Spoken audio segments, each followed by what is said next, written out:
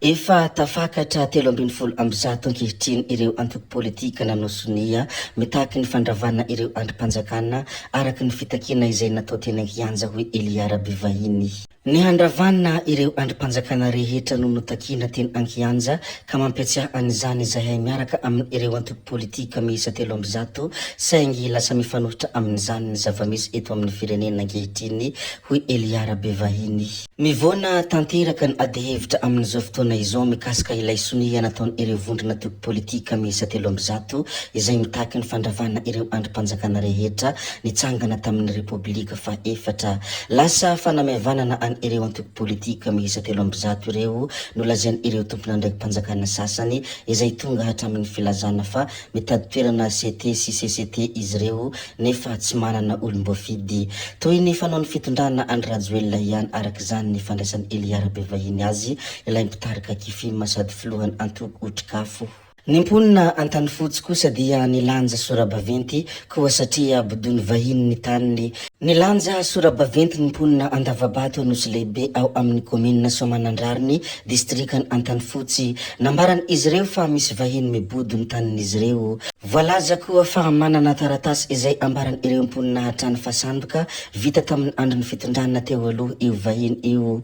Efa nitoetra 70 taona mahery na najary an'io toerana io nefa ireo mponina ireo raha araka ny filazan'izy ireo. Ny kronikan'ny Johara Voajanahary moa dia milaza ny hoe handinona ny Sadaiky. Milaza ny hanampy sy hanohana any Madagasikara ny Sadaiky amin'ny ezaka ataon'ny fitondram-panjakana mba hamerenana indray ny fitantanana ny tany demokratika. Izany dia tamin'ny fioanan'ny filoham-panjakana tamin'ny sekretera mpanatanteraky ny Sadaiky mankasitraka ny fandehanana ho any amin'ny fikonan-dom-pirenena ry zareo. Fantatra ihany koa izao fa ho avy eto ny iraka avolenta ka haninona indray hoy ny kronikan'ny Johara Voajanahary. Raha ny heny dia toa hoe hanao fanelanelanana amin'ny famerenana ny fitantanana ny tany demokratika.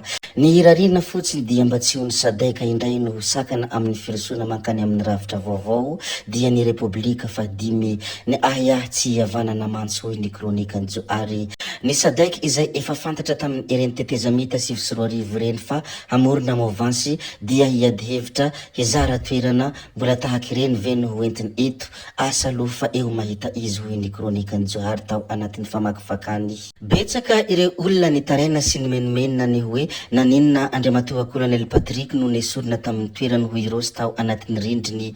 Toa hoe nalana sahady Colonel Patrick dia aiza sy any amin'iza izany izahay marefo no hitaraina. Nireveko sy tiako hoy Andriamatoa Rosy olona ny tampiadina nanongotra ny mafia teto Madagasikara ary na inona no lazaina dia fahefana no raisina tamin'ny basy io ary mbola tokony hiarovana amin'ny basy fa mbola tsy vita ny ady hoy Rosy tao anatin'ny rindriny. Aingane hoy Rosy hatrany dia mba hifindra amin'ny toerana ahafahany hiasa bebe kokoa dia mirarisoa hatrany mon colonel na dia mbola tsy tafahoana foana aza fa ny doléance ny taratasy no efa natao mpandefa hafatra dia Paul sy ny firongony hoy izy tao anatin'ny kontiny. Zoky ihany ny zandry avao hoy Colonel Faniva.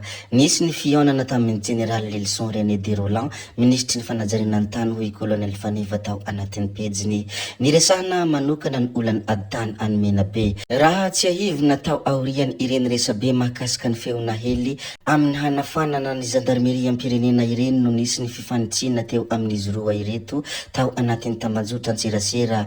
Ny andro vitsy lasa kosa voanisy ny fampitana vaovao ofisialy amin'ny fionana mivantana azy ireo. Anisan'ny teny izay nalaza nataony Andriamatoa Colonel Faniva tamin'izany fotoana izany moa dia ny hoe tsy manenina izany ho faty mba hampiadana ny zandary raha lako any aoriana. Zay ihany koa moa no namarana ny videontsika ry tompoko vavy sy tompoko lahy koa dia mankasitraka anareo na vitany haino hatramin'ny farany ary mbola manentana anareo foana no mbola hanaraka ny video manaraka izay alatsaka iato misesisesy. Zay fa tsy halavaina ny resaka hametra beloma izahay veloma vetivety amin'ny manaraka indray no manao ny misimisy veloma ry tompoko lahy veloma tompoko vavy.